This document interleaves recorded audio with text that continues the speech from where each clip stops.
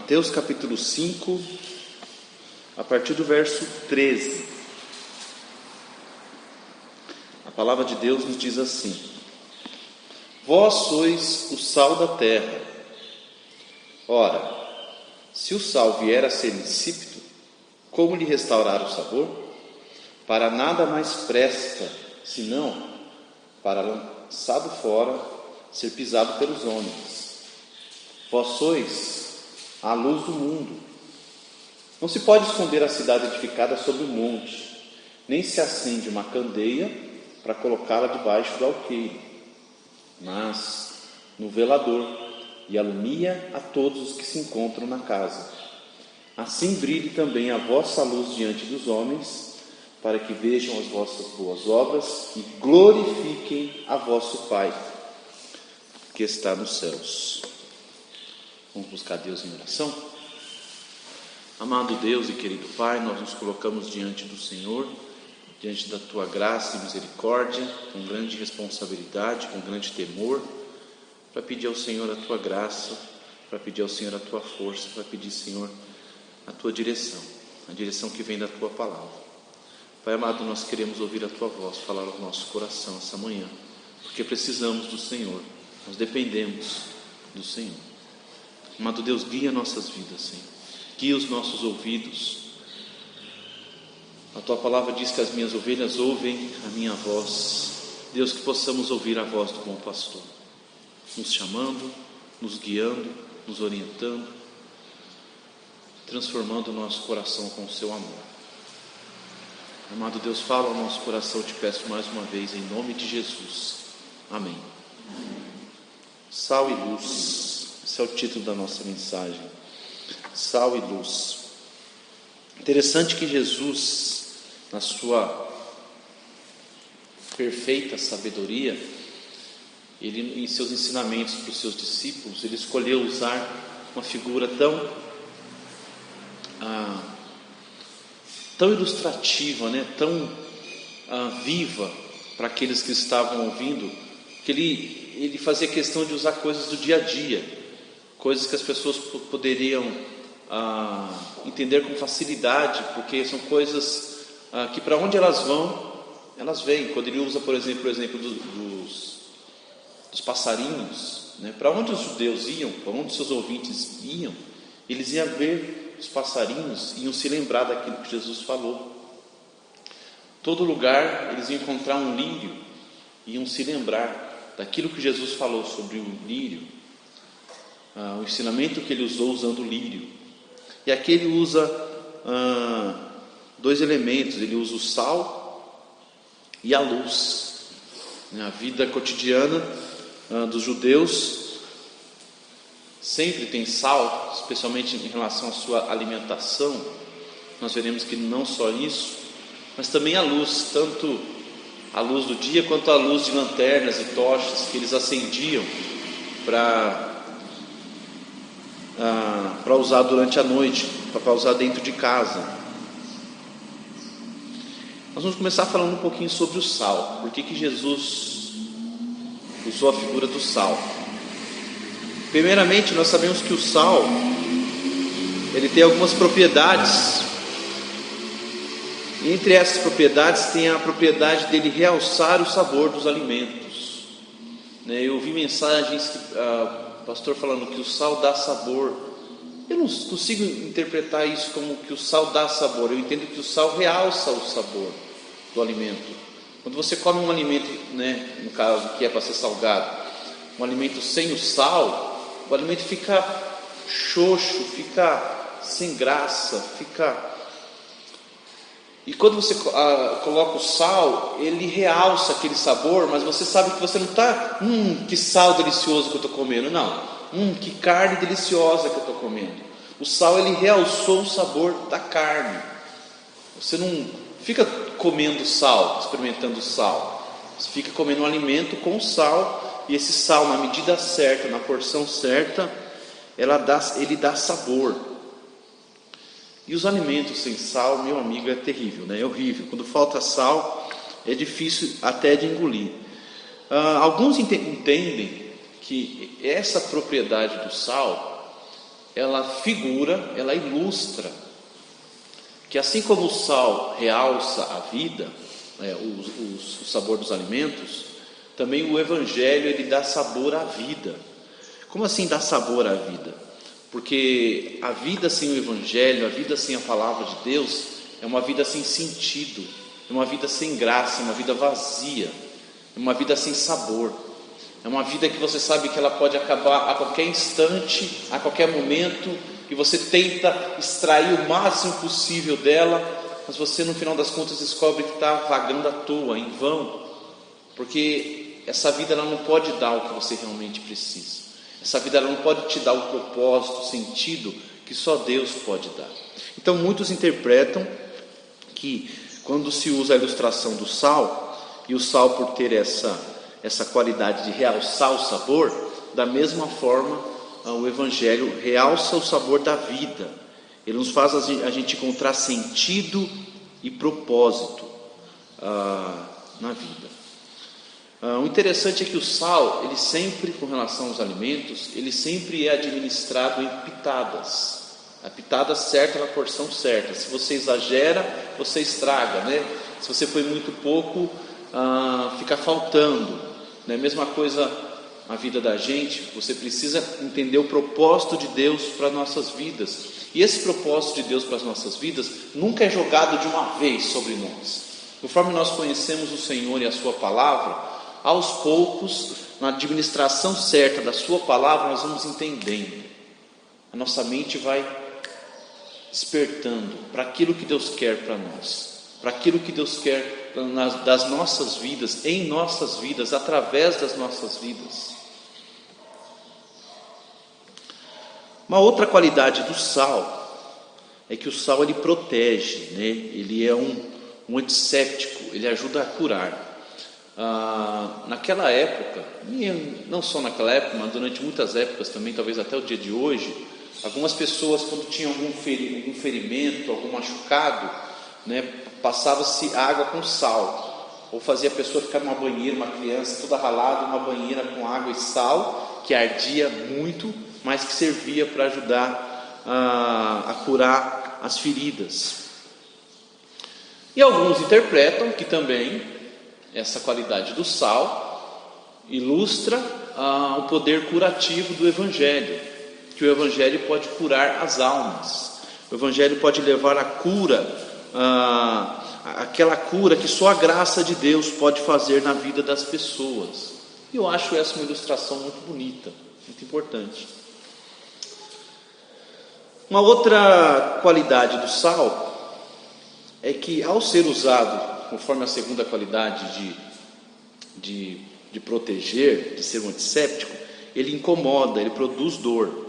E o Evangelho, aonde ele é pregado, ele também incomoda, ele também arde, vamos dizer assim, porque de verdade, meus queridos, uma vida santa no meio de uma sociedade de trevas, no mundo de trevas, com certeza vai incomodar, com certeza vai ser um cisco no olho das pessoas, por causa uma vida santa, um viver diferenciado. Ok, alguns interpretam também que essa seria mais uma qualidade do sal. Uma outra qualidade é a qualidade do sal preservar os alimentos, né? E o sal, ele preserva os alimentos como? Ele impede que, segundo a explicação que eu li, ele impede, por exemplo, quando vamos lá, você tem um boi, você vai matar o boi, né? Naquela época não tinha geladeira, né? Então eles, para preservar a carne, porque ninguém ia comer todo o boi de uma vez, eles salgavam a carne e penduravam aquela carne salgada, e esse sal exagerado ali na carne impedia que a carne se decompunha, e também, como que é a palavra? Eu esqueci, tem uma palavra química também que acontece na carne, que o sal impede que isso aconteça. Então o sal ele tem essa propriedade de preservar, né? E alguns trazendo essa propriedade do sal, essa ilustração, né, na prática, dizem que da mesma forma o Evangelho ele impede que a nossa sociedade ela se corrompa totalmente, que ela apodreça totalmente. Porque por mais que o sal preserve a carne, ele tem um tempo para isso. Se você deixar a carne lá esquecida com sal durante muito tempo, vai chegar uma hora que não vai estar mais preservada. E a nossa sociedade, que está se degradando cada vez mais, ela está se decompondo na podridão do pecado, pela graça de Deus, que tem um evangelho infiltrado em todas as áreas da sociedade, essa decomposição não é tanta. Veja, em sociedades como que eu posso explicar? Sociedades que negaram o evangelho, que aboliram de si o evangelho ou a palavra de Deus, essas sociedades elas entraram numa degradação tal que acabaram deixando de existir. Um exemplo disso, que não teve o menor temor de Deus nem da palavra de Deus, foi Sodoma e Gomorra, que foi destruído pelo próprio Deus. Mas várias sociedades ao redor da história, elas se destruíram pelo fato de elas não terem a presença da palavra de Deus. Por que a presença da palavra de Deus? Porque a palavra de Deus ela ajuda a discernir o que é certo e o que é errado. Hoje em dia, a questão do certo e errado está sendo discutida pela base do relativismo. Quem diz que é certo? Quem diz o que é errado? Um exemplo disso é o aborto, que alguns defendem como sendo certo, como sendo justo, como sendo correto, como sendo uma questão de saúde, como sendo uma questão de liberdade, como sendo uma questão de mil coisas, mas que nós cristãos defendemos como errado, afirmamos até o fim que é errado, é uma vida. Em alguns lugares nos Estados Unidos é possível abortar até o 9º mês de gravidez. 9º mês de gravidez. E como que eles fazem para abortar até o 9º mês de gravidez? Porque não dá para usar o método da sucção, como eles fazem com bebês até o 2º ou no máximo 3 meses de gravidez. Eles são tão cruéis para defender, para justificar isso, que eles desenvolveram uma técnica horrível de tirar o bebê da mulher quase todo. E aí eles vão e enforcam o bebê e põem de volta. E aí o corpo espelha o bebê. Olha como é baixo, como é sujo. Quando o homem vira as costas para a palavra de Deus. Quando o certo e o errado é relativizado. Pois bem, não vim para falar sobre aborto. Então alguns usam essa propriedade do sal, dizendo, olha, assim como o sal preserva os alimentos, Jesus está querendo dizer aqui que nós também, sendo sal da terra, nós estamos para preservar a sociedade, para que ela se corrompa, etc. Ok, né? Tá bom, é uma boa explicação.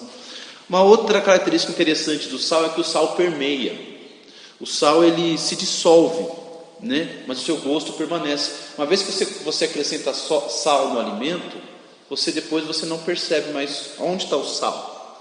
Ele some, mas o seu gosto está lá. Da mesma forma, alguns interpretam que os cristãos na sociedade, eles não estão lá para aparecer, mas eles estão lá para fazer a diferença, para alterar o gosto, o sabor da vida, da sociedade e assim por diante. Então, eles não aparecem, não chamam a glória para si, mas o Evangelho fica, a semente do Evangelho fica semeada na sociedade, entre as pessoas. Bom, são explicações, irmãos, que as pessoas dão sobre por que Jesus usou o sal aqui. Eu não sei até que ponto exatamente essas explicações são coerentes, são justas, e elas estão dentro do propósito do Senhor Jesus em usar a ilustração do sal. Contudo, ao falar sobre o sal, ele fala sobre uma advertência sobre o sal. Ele diz, vós sois o sal da terra, e aí logo em seguida ele faz uma advertência. Ora, se o sal vier a ser insípido, como lhe restaurar o sabor?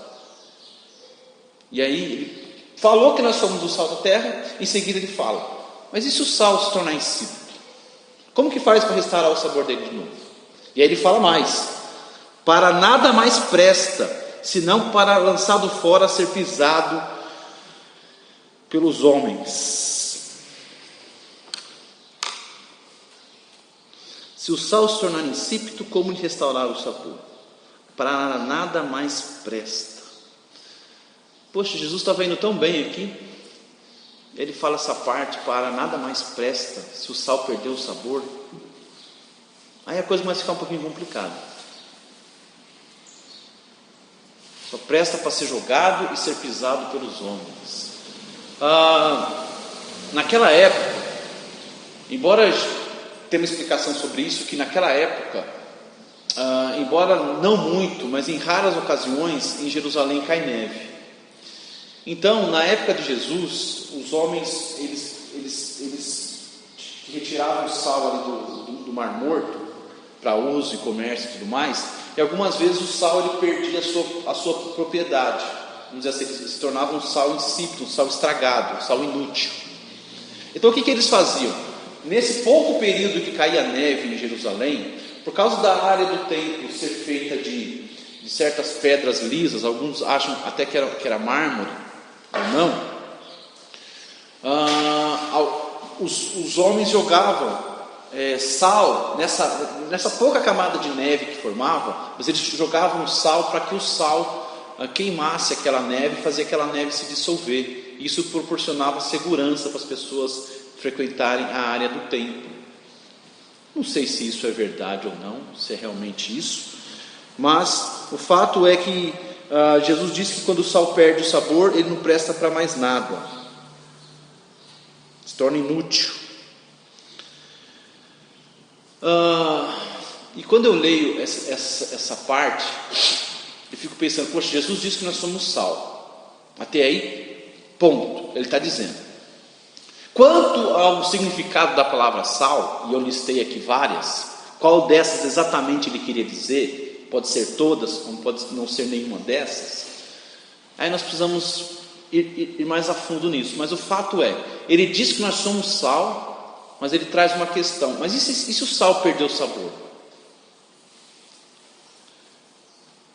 O que sugere que é possível o sal, que somos nós, nos tornarmos insípidos, tornar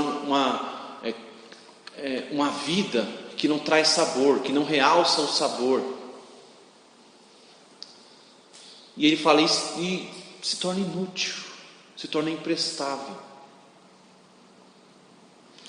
O pastor Pascoal Piragini, acho que os irmãos conhecem, ele é o pastor da primeira igreja batista de Curitiba.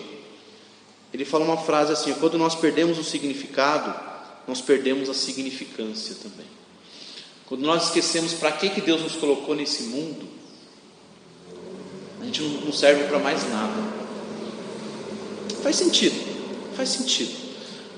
E quando a gente não serve para mais nada, a gente só serve para ser pisado pelas pessoas, para ser descartado, para se tornar entulho. Uma coisa eu sei, você lendo esse texto, o verso 13 e o verso 14, onde diz que nós somos a luz do mundo, nós entendemos que Deus nos chamou para uma missão, a missão de sermos sal e luz. A questão é quando nós não fazemos nenhuma diferença. Com relação à luz, ele fala: a luz serve para iluminar. Você não vai pegar a luz e vai colocar a luz debaixo da cama, você não vai pegar a luz e colocar a luz dentro de uma caixa fechada. Qual é o propósito disso? A luz tem que ficar num lugar alto para iluminar todos. A luz tem que fazer a diferença. A luz tem a sua utilidade. A questão é, para que serve uma lâmpada queimada, meus irmãos?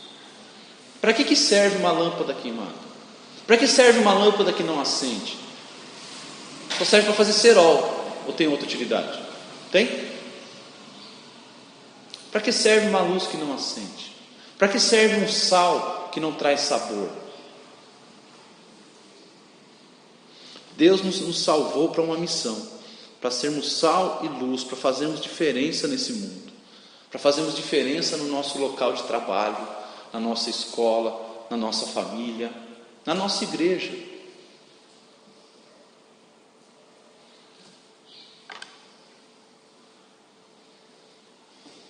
E se eu não sirvo para nada, se a minha vida é uma vida sem sabor, se eu não ilumino aonde eu estou, para que eu servo? Jesus responde: para ser pisado. para ser descartado. Pois é, ele fala que o sal não serve para nada se ele perder o sabor, ou serve para ser jogado fora.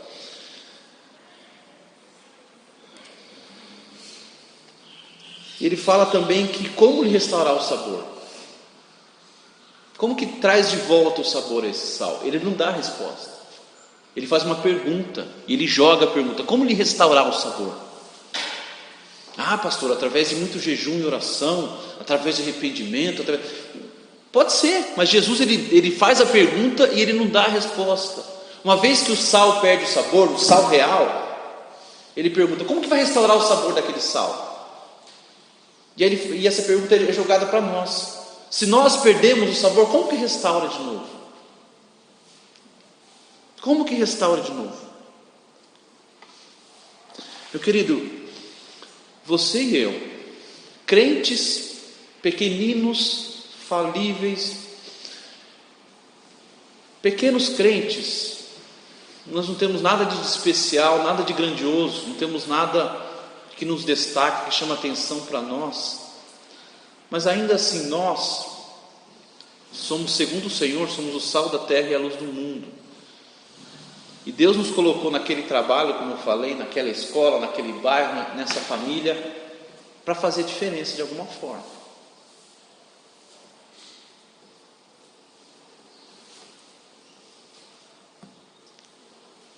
Para levar propósito, para curar almas doentes, para incomodar, para preservar. O fato é que o nosso testemunho faz a diferença. E o mesmo vale para a luz, tanto o sal quanto a luz. Pois bem, até aqui é o tipo de sermão que você deve ter ouvido 1 milhão de vezes. Que significa o sal, para que serve a luz, né? Até aqui eu só repeti o que eu ouvi durante todo o tempo da minha vida, sobre o sal e luz, as características do sal, as características da luz. A gente tem que ser usado para brilhar. E eu não estou dizendo que as mensagens que eu ouvi assim estavam erradas. Quem sou eu para dizer isso? A questão é que tem algo mais profundo aqui. O texto diz que o objetivo de ser sal e luz, no final do verso 16, diz que era para glorificar o Pai que está nos céus. Ele diz que a nossa vida deve ter utilidade, deve ter relevância. O texto mostra claro que a nossa luz, ela deve ser vista pelas pessoas e não escondida. Até aí tudo bem. Mas olha de novo o verso 16. Assim brilhe também a vossa luz diante dos homens, para que vejam as vossas boas obras e glorifiquem o vosso Pai que está no céu. Pastor, aqui ele está falando da luz, sim, mas subentende-se que é a mesma conclusão do uso da figura do sal. Ele poderia estar dizendo assim se destaque o sabor de vocês, para que as pessoas vejam as vossas boas obras e glorifiquem o vosso Pai que está nos céus. Veja, nós somos a luz, foi Jesus que diz isso: vós sois a luz do mundo. Mas o texto diz: assim brilhe a vossa luz diante dos homens. Nós somos a luz, mas o brilho dessa luz é Jesus Cristo. E aonde eu quero chegar? Meus queridos, quando diz, olha só, para que vejam as vossas boas obras e glorifiquem a vosso Pai que está nos céus, o que eu entendo aqui é o seguinte: as nossas boas obras devem brilhar, isto é, mostrar Jesus. As nossas boas obras devem mostrar quem é Jesus. As nossas boas obras devem mostrar o quanto Jesus é precioso para nós. Mostrar que Jesus é o nosso tesouro. As nossas boas obras devem mostrar que Jesus é o nosso galardão.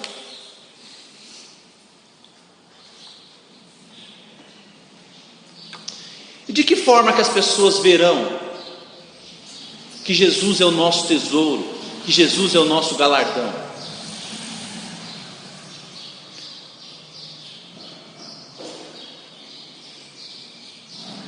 para que vejam as vossas boas obras e glorifiquem o Pai que está nos céus. Mas as pessoas não glorificam a Deus quando veem boas obras.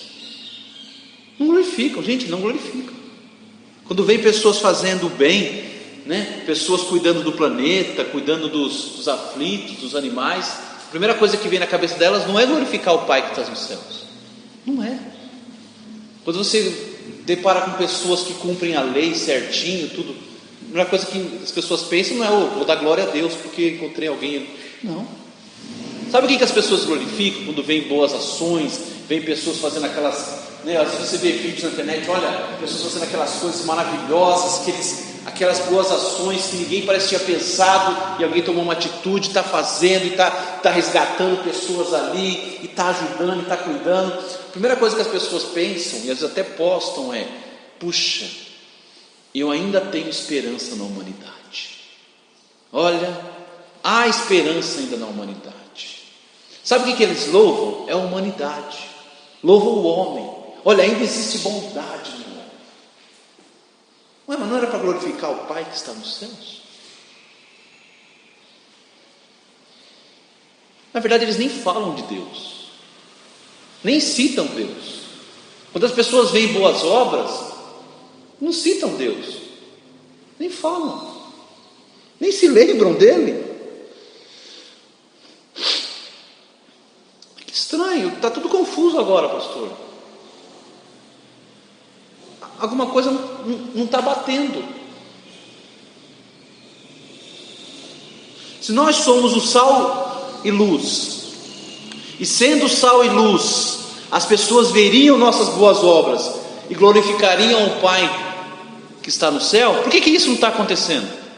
Se nós somos pessoas corretas, honestas em nossas transações, em nossos negócios, não somos? Eu espero que sim, né? Nós somos pessoas direitas em nossos estudos, com nossas amizades, em casa. Eu imagino que somos, não é?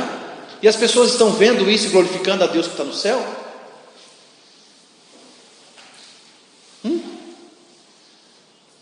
Pastor, está confusa essa mensagem, pastor. Tem alguma coisa aí que não está batendo.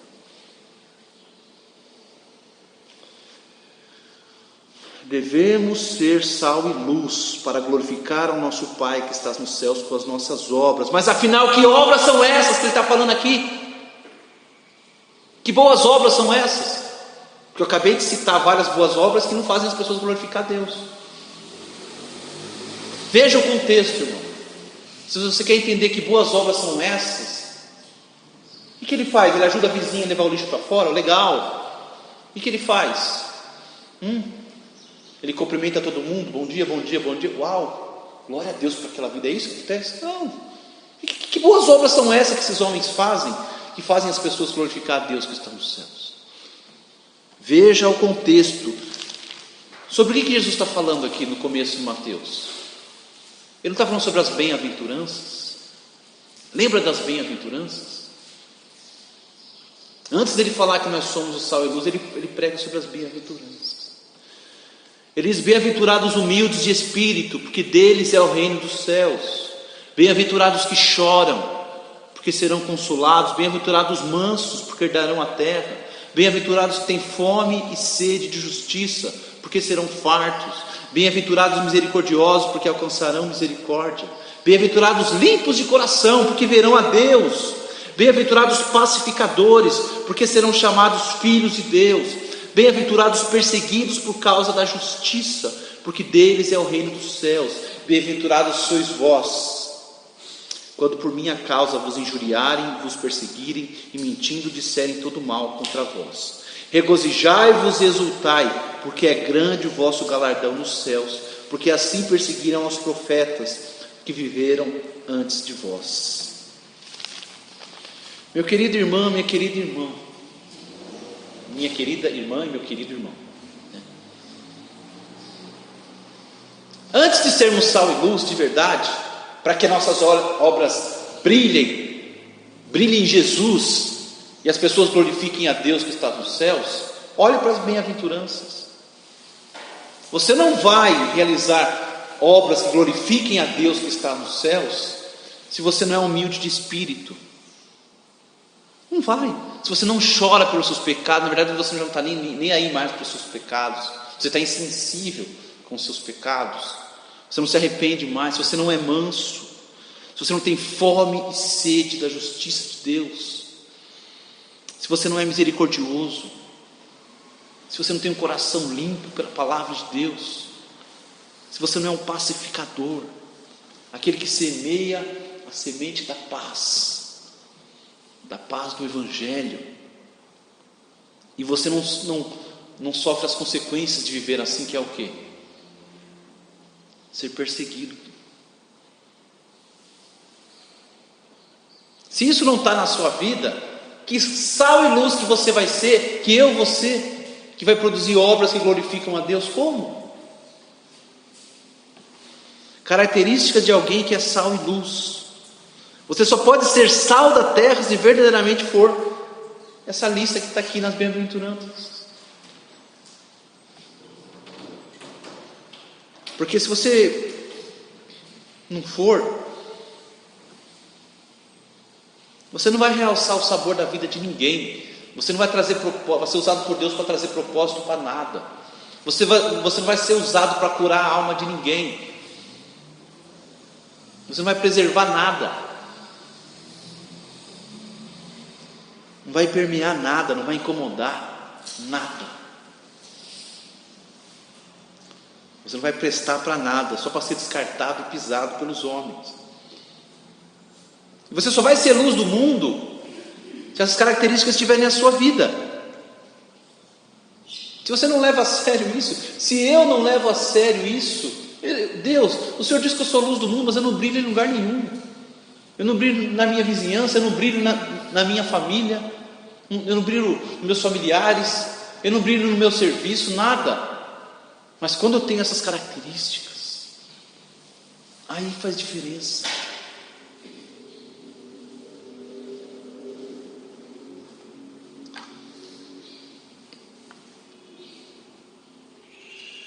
Não, será que isso não te incomoda? Pensa um pouquinho.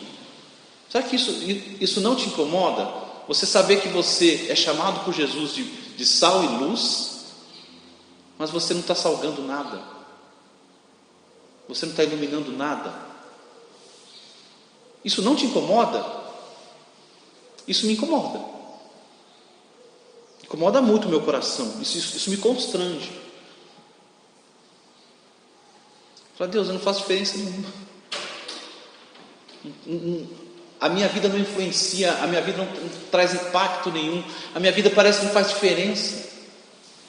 O Senhor me chamou para ser sal e para ser luz, como uma comida sem sal, é o que eu sou, como uma lâmpada queimada, uma lâmpada que não acende, que não ilumina as trevas do pecado, que não ilumina a vida das outras pessoas. Deus, o Senhor me chama de sal e luz, mas eu não estou agindo como sal e luz. Será que isso não incomoda? Será que não incomoda você ser um crente que na verdade faz diferença nenhuma? Tanto fez, tanto faz. Talvez fez no passado. Será que isso não incomoda? O problema é quando não incomoda.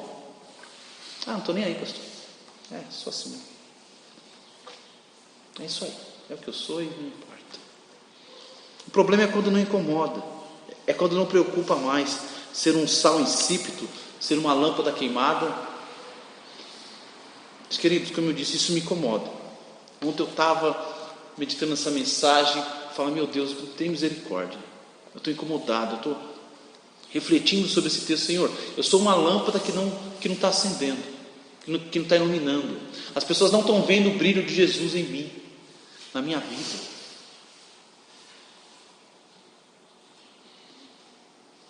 Deus não está sendo glorificado através das minhas boas obras.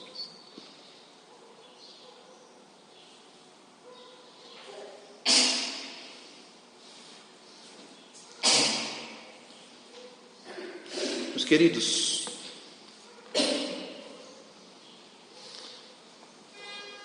só quem vive essas bem-aventuranças é que tem Jesus como seu tesouro, como seu galardão. É por isso que quando você está vendo as bem-aventuranças, no final fala, aqueles que são perseguidos por causa da justiça. Você ser sal e você ser luz, você vai ser perseguido.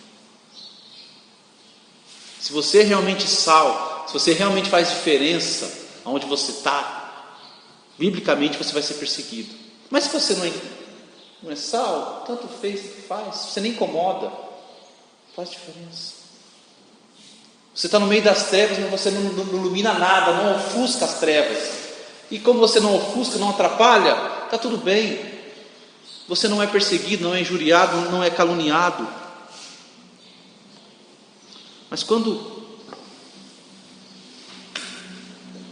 Jesus é o nosso maior tesouro, e é o que esse texto deixa claro, pessoas que se tornaram humildes de espírito, mansas, sabe, pessoas antes que mandonas, temperamentais, pessoas que não sujeitavam a nada, de repente se tornam pessoas mansas, pessoas humildes, pessoas que se sentem mal quando pecam.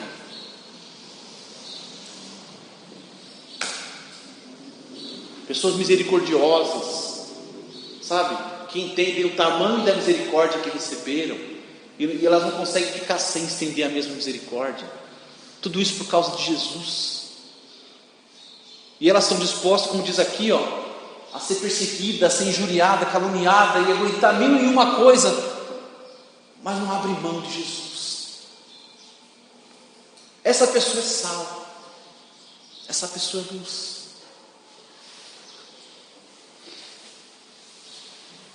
Pessoas que suportam tudo por amor a Jesus, suportam tudo nessa vida, porque sabem que há um grande galardão lá nos céus esperando. Qual o texto que nós lemos no início? Alguém lembra? Hebreus 11, abre lá.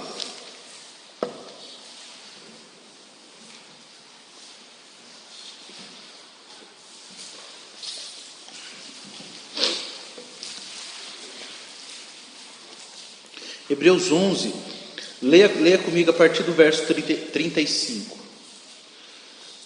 Mulheres receberam pela ressurreição seus mortos. Alguns foram torturados, não aceitando seu resgate para obterem superior ressurreição. Outros, por sua vez, passaram pela prova de escárnios e açoites, sim, até de algemas e prisões. Foram apedrejados, provados, cerrados pelo meio, mortos ao fio de espada, andaram peregrinos, vestidos de peles de ovelhas e de cabras, necessitados, afligidos, maltratados. Olha o verso 38, homens do qual o mundo não era digno, errantes pelo deserto, pelos montes, pelas covas, pelos antros da terra. Ora, todos esses que obtiveram bom testemunho por sua fé, não obtiveram contudo a concretização da promessa, por haver Deus provido coisa superior a nosso respeito, para que eles sem nós não fossem apedrejados. Homens do qual o mundo não era digno, homens que aguentaram todas essas coisas e não negaram ao seu Senhor, suportaram aflições indescritíveis, perdas, porque elas tinham Jesus como seu maior tesouro. Meus queridos, a gente só vai ser sal e luz de verdade quando Jesus for tudo para nós, quando Jesus sim for verdadeiramente o nosso galardão. Caso contrário, as pessoas vão ver o que em você? Uma pessoa muito educada, muito gentil, respeitosa. Mas tem pessoas do mundo que são assim também, e elas não glorificam o Pai que está no céu por causa disso. Você é uma pessoa exemplar. Quem sabe ganhar até um Nobel, né? Prêmio Nobel de pessoa mais gentil. Mas não vão glorificar o Pai que está nos céus. Não vão.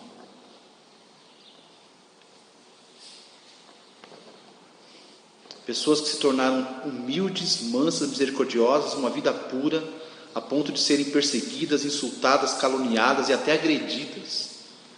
E suportaram tudo isso sem murmurar, sem reclamar, sem desistir, sem revidar. Tudo por amor a esse tesouro, tudo por amor a Jesus, tudo por causa de Jesus. Essas pessoas são sal e luz. Essas pessoas fazem com que o mundo vejam o brilho de Jesus na vida delas. E o mundo não pode suportar isso. O mundo não consegue entender essas pessoas. O mundo só pode reconhecer, o mundo só pode admitir que tem algo a mais na vida dessas pessoas. Tem algo diferente. Alguma coisa aconteceu na vida dessas pessoas para elas suportarem tudo isso, suportarem o insuportável e não reclamar. Às vezes chorar, mas não desistir, não revidar. E aí elas chegam a uma conclusão: só pode ser Deus. Só pode ser Deus que fez algo na vida dessa pessoa, dessas pessoas. Não dá para louvar a humanidade. O mérito aqui só pode ser de Deus. Só pode ser Deus que fez isso na vida dessas pessoas. Só pode ser obra de Deus. Meus queridos, esse é o brilho que o mundo precisa ver em nossas vidas para que Deus seja glorificado. O brilho de ser sal e luz de verdade. Esse brilho só é possível, repito de novo, quando Jesus é o nosso maior tesouro, é o nosso maior galardão. Aí sim fazemos diferença no mundo. Aí sim Deus é glorificado. A pergunta é: o que você e eu estamos dispostos a fazer ou a ser por amor a Jesus? O que você e eu estamos dispostos a suportar e a aguentar por causa de Jesus, por causa do nome dele, por causa do testemunho dele, para aí sim ser sal e luz, para aí sim Deus ser glorificado. Porque só ser um bom cidadão, ser uma pessoa respeitável, só isso não vai fazer o nome de Deus ser glorificado.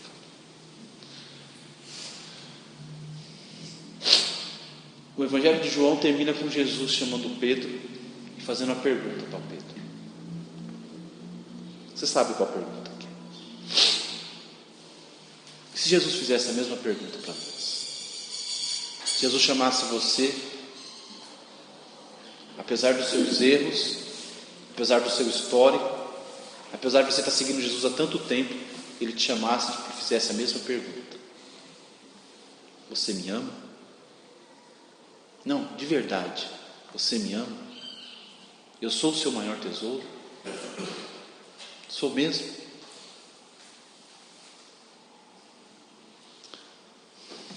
Pensa nisso. Amado Deus, obrigado pela Tua palavra. Obrigado, Senhor, porque nós somos chamados para ser sal e luz. E às vezes nossa vida está sem sabor, está sem graça, não estão fazendo diferença nenhuma.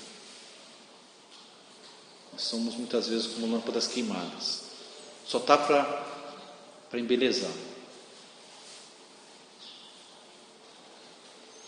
mas não ilumina nada, Senhor. Deus, eu peço Tua misericórdia sobre as nossas vidas, sobre a nossa igreja. Peço Tua misericórdia, Pai. Peço Tua misericórdia porque nós recebemos muito do Senhor. E não tem nada nessa vida que se compare a Jesus. E se Jesus não é o nosso maior tesouro, nada mais é. Nada mais importa, nada mais faz sentido. Deus nos ajude, Senhor. Nos ajude a responder essa pergunta. De verdade, com a nossa vida, se nós realmente amamos a Jesus. Peço Tua graça e misericórdia e oro em nome de Jesus.